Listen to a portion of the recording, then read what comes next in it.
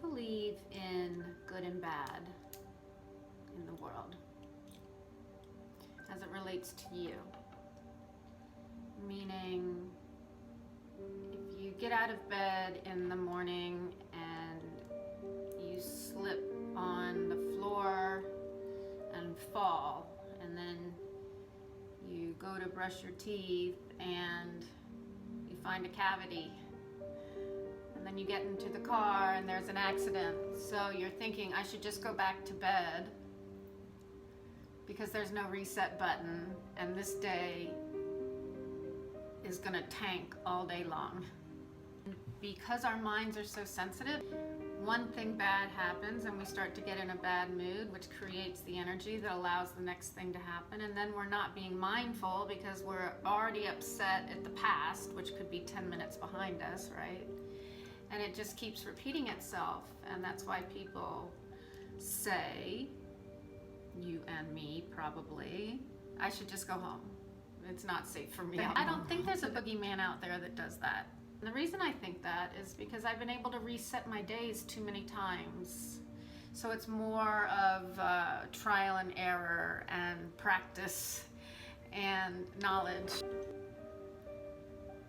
And besides the fact that a lot of it is that we're low energy, we're tired, we're preoccupied with something that's going to happen in the day that maybe we're not looking forward to.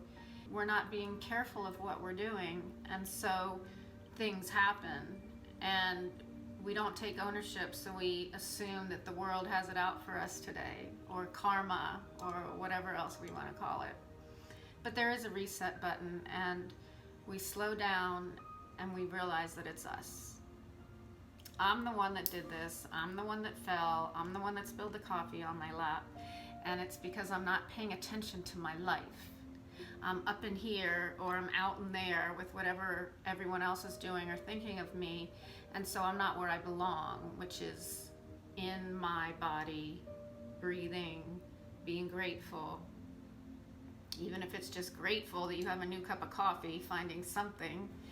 This is something that I've learned is called being life sensitive, and I love this topic because it's very freeing and it's an answer to our problems. We need to be sensitive to what's going on around us right this very second. Let me share with you something I did the other day that is just, to me, it's life sensitive. To you guys, it may be stupid, but I'm gonna share it anyway.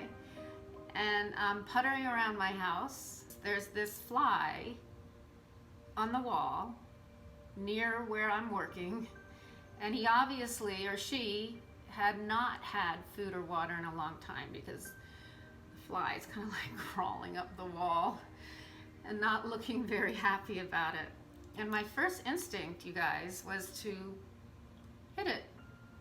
There's a fly. I don't want a fly in my house. But I realized that's not me. I don't go killing things for no reason.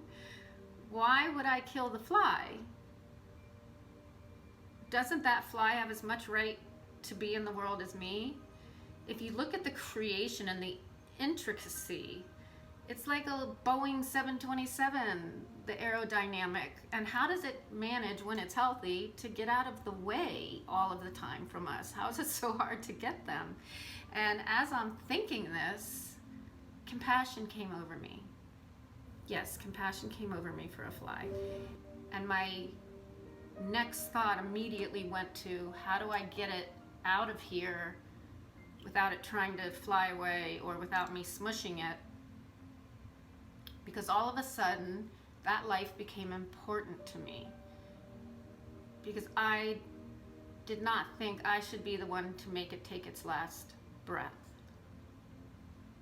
So I took the little guy and I kind of brushed him onto my palm, and he seemed very grateful. He's kind of hanging out there going shoo.